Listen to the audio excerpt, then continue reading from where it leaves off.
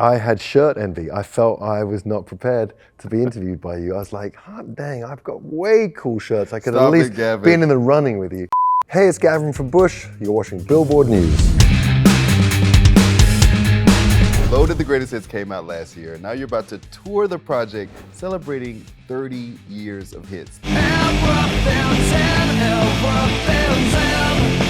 don't think so. Got a machine head, spinning a rest, leads you red. Don't let the days go by, glycerine. How does it feel to have all that under your belt? I'm going to leave here today and go to the studio to work on more for the next record. So I just keep thinking forward, you know what I mean? I don't... It never stops, huh? It's a painful, torturous process, like, oh my God, what am I doing? I can't do it. This last song I did was the best song I wrote. Now what am I going to do? And then you just sort of forge forward and you find it, and you so this week I'm reaping the rewards of last week's writing and working in the studio when I leave here. So I like to live in the moment. And I think also the English thing, right? You asked about 30 years, if I think about the hits that we've had over 30 years. It's not English to think about that too much. It's more English to kind of keep moving and just like carry on, just keep on. Weirdly doing it has made me think about it more than I ever did.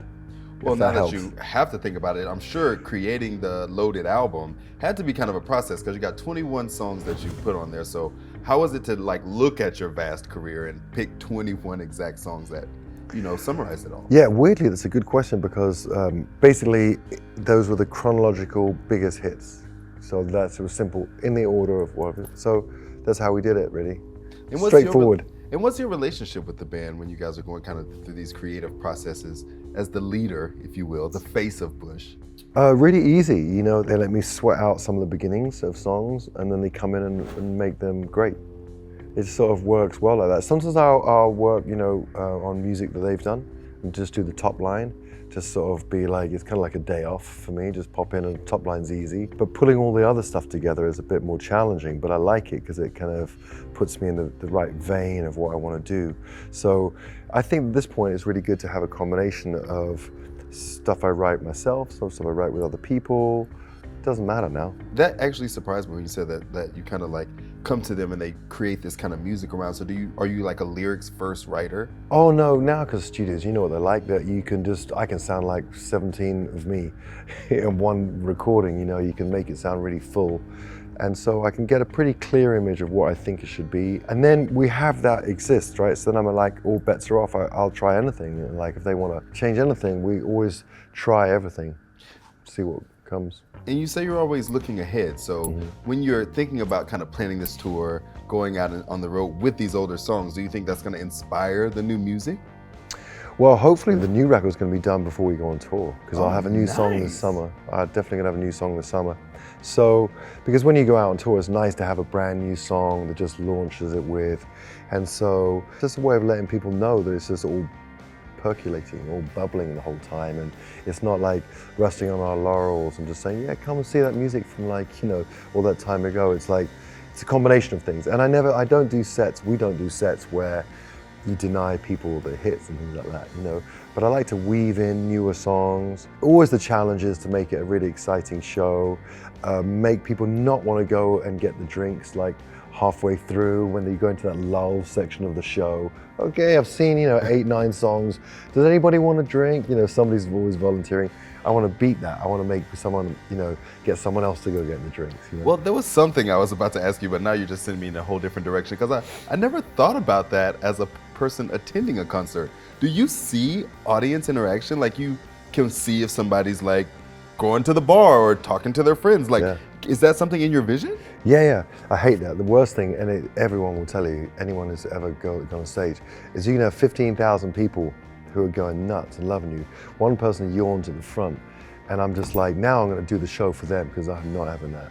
Wow. You know? So you just pick out the, you know, okay, that's a good section. I go always off of people, because it only works with an audience, you know. And so I'm always thinking about the audience experience, because why wouldn't you? Well, I will never yawn at a show again now. I can tell you Well, that. you can't You're just giving make me the person be anxiety. like, work harder, or do it better. I mean, everyone gets a yawn without meaning to, so it's not taken so bad. And then I also want to talk to you. You were saying like working in new music in the tour. So on the Greatest Hits project, you did put a new song on there. You had Nowhere to Go, but Everywhere. I'm so much younger than thought life would never end. So Yeah. tell me about why that was the song that you wanted to throw on the Greatest Hits album. Well, because it was suggested to me to do the greatest hits by my management, and I was like, okay. And it was a really good way of galvanizing all that history, bringing it all together, and it gave me an appreciation for it in a way. But it just allowed us to celebrate the 30 years. I was always scared it was like a sayonara. See you later, I'm gonna go and live in Wyoming and raise sheepdogs, which is not a bad idea actually. So when I had to write that song, I had to think about all the styles that we've done over the years. And we've gotten much more extreme the last couple of years, a few records, including this one, all drop tunings, all a bit more tricked out. And so it was like trying to write a song that wasn't as heavy as that, but yet it touched on the feeling of the first lot. So it had to hover, like be a drone song above all the catalog. And so I just did it in a drop D, so it's not so extreme, and then just tried to write a good song. And it was cool because I hit on this song that really touched on this friendship that I have with my 3 best friends from England that I grew up with, right? So we're all on a group text, and we all the time, we're just chatting, right? They're all in London. And it keeps me grounded, it's funny, they send memes, make jokes, they, beat each other up on there, have fun. And I ended up writing a song, and I was appreciating them. From the lyrics and to the creation, it's kind of like the perfect continuation of the Yeah, band. in a way, it worked really good, just gave a good vibe, and I think that when you find, like, my life's work is finding simple human phrases or emotions that people latch onto and take and own for themselves and have it for themselves. I was so much younger then. It's like that's anyone. That can be a 16-year-old thinking about the time when they're now not like a little baby, and it could be anyone. Anyone could look back 2 years previous and be like, oh man, I was so foolish, or I was so this, that. So I like that. To me, that's the secret of it. Songs is unlocking things that people can hold in their heart and make their own.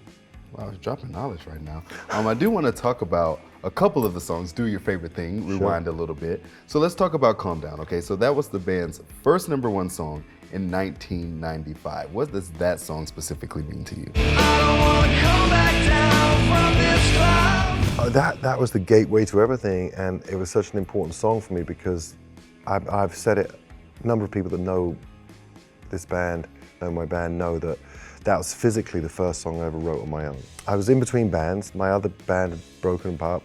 My best friend had gone to Berkeley to study jazz and piano, and the guy I was in a band with who wouldn't let me play guitar, because I wasn't very good, but it's not about being a good guitar player, it's about being the right guitar player. It's about the right chord. There are millions of guitar players better than me. So he broke up with me, said the band should stop, and I was like, oh, damn.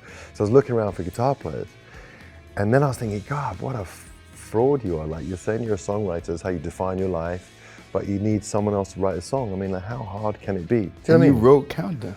So I just wrote that song because it was just, I had been singing top lines, but I had never written songs on my own.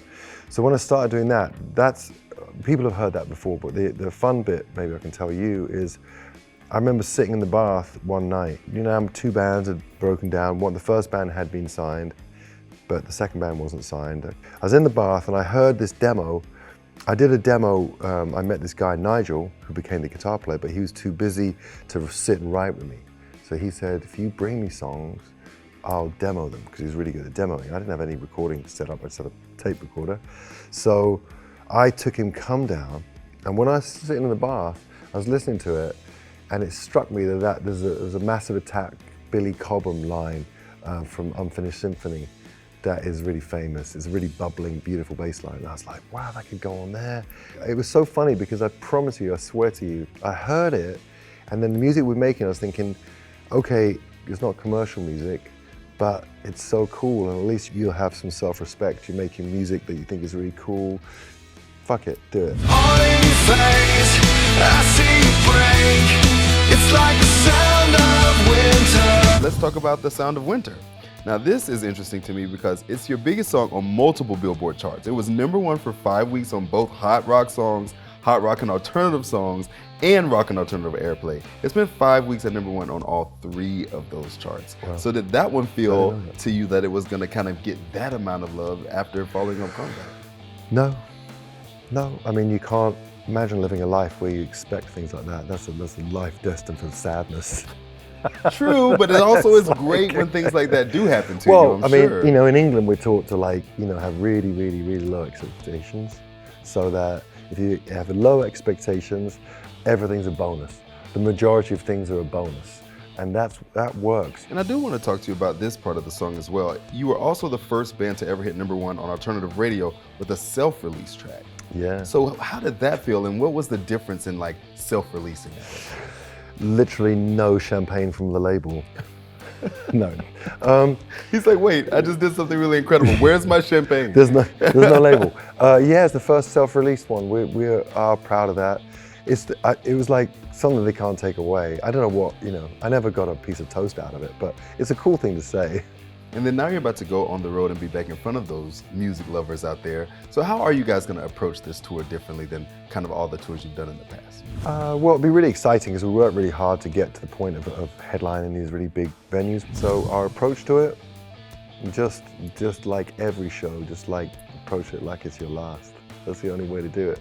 And then why did you feel like this was the time to do it this way and kind of take this approach to touring? Oh, because we were allowed. You know what I mean? It's like, because we were allowed. You have to do, again, you go back to data, we want to play headline arenas. Well, not just yet, you can't, so so it's just all different things. You just go through, you do what you can, and there are sort of powers that be that will put you in those places. Nobody wants to get beaten up by putting you in the wrong venue.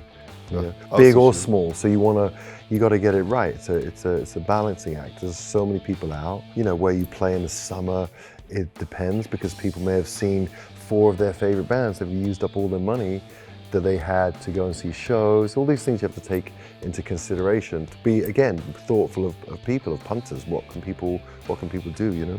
Well, you just brought up a very good point when you talk about people and their money, and obviously you guys did something really cool. You are a part of Live Nation's Ticket Week.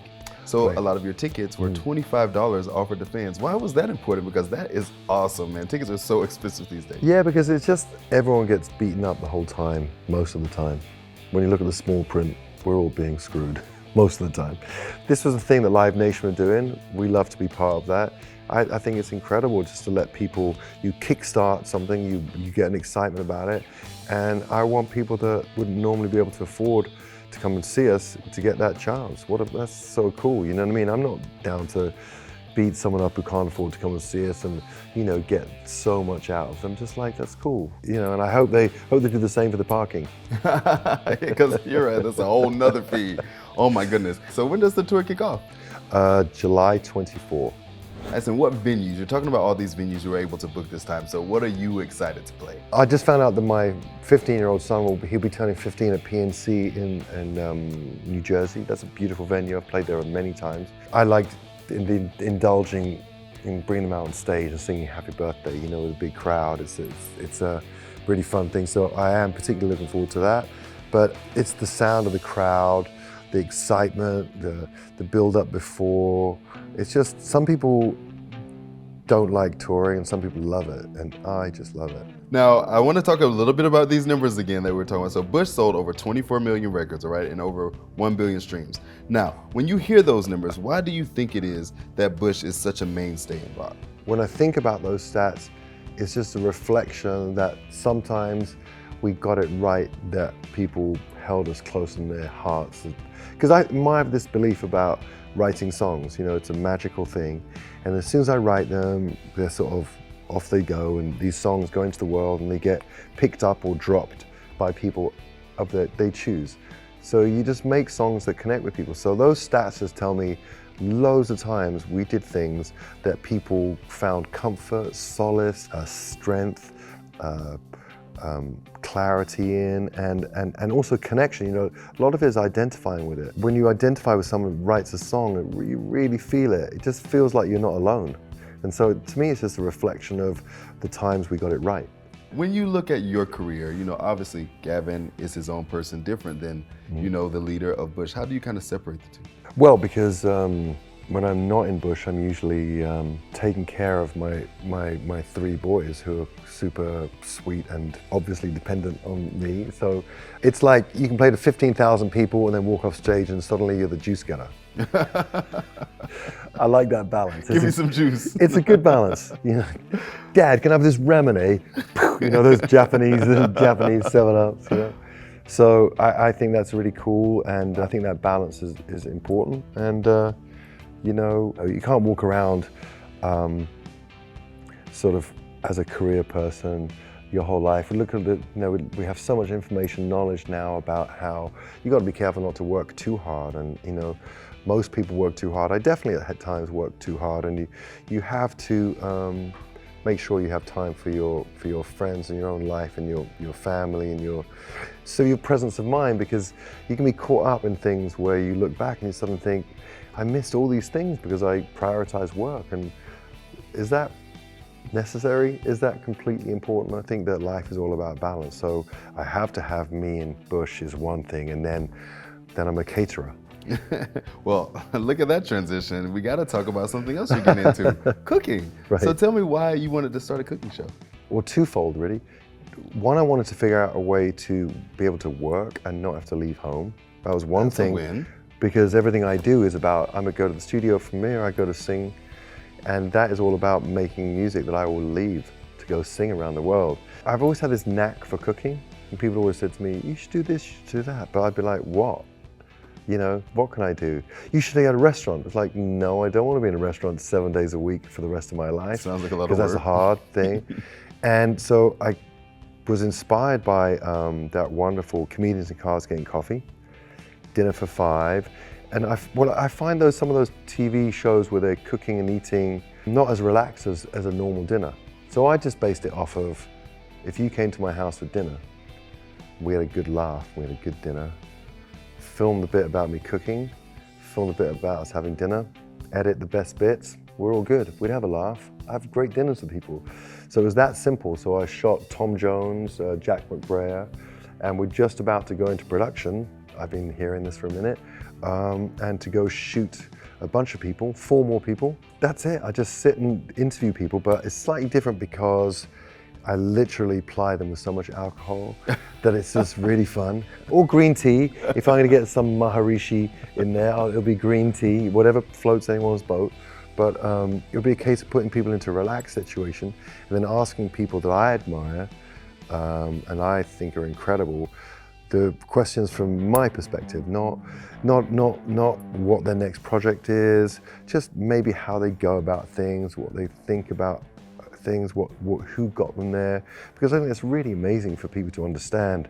And is that what makes Rockstar Kitchen Chronicles different than every other cooking show? Is that it's basically telling these stories of people while you're cooking? Well, yeah, but again, I'm not going to do that I want it to be exactly like a dinner. So anyone coming to my house, I would not make them suffer through the whole process of me cooking and do all these things.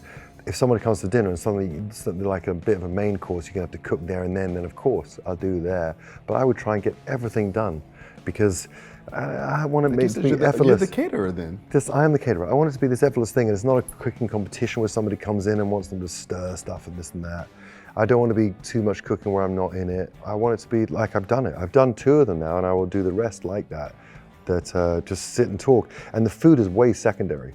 It's so bourgeois to have someone come to eat at your house and spend the time going, oh, would you like it? It's just annoying. It's completely secondary. It's much more important how they are, how they're doing, what they're talking about. If the conversation drifts into the taste of the, whatever there is, then that's fine. But I'm nothing worse than going to someone's house and they go, put food down and they stand there. And you go, oh shit. Yeah, it's really nice. I hate that. Talk to me a little bit about Sea of Sound. Just tell me about the clothing brand and Thank why you, you yeah. also want to do streetwear. Well, the Sea of Sound thing really goes hand in hand with a cooking show because it was things that I thought, we didn't reference, your great dressing. The last time we met, you were wearing the really great shirt on the iHeart on the red carpet. I had shirt envy. I felt I was not prepared to be interviewed by you. I was like, hot dang, I've got way cool shirts. I could Stop at least it, Gavin. be in the running with you. But so I started this clothing brand, and just like everything, I hadn't anticipated it's really quite complicated. It takes a lot of work, but we are committed to it, and it's just simple, elevated streetwear. I had really big ideas for it, and I developed a really elevated collection. Then I got explained about the wholesale business works, and I was like, I don't know if I'm ready for that. So I have this amazing collection, almost like curated own clothes, like I've done my own couture line, that I will consider what to do with. But for now, it's just really building that great online presence and start stepping it up with some nice Instagram ads. So we'll start bugging people saying, why is this up on my feed, man? And they'll be like, actually, it's pretty cool. Well, listen, congrats on everything you're working on, from that to the cooking show, the tour. We're excited for you, and thanks for hanging out with us. Thank you so much.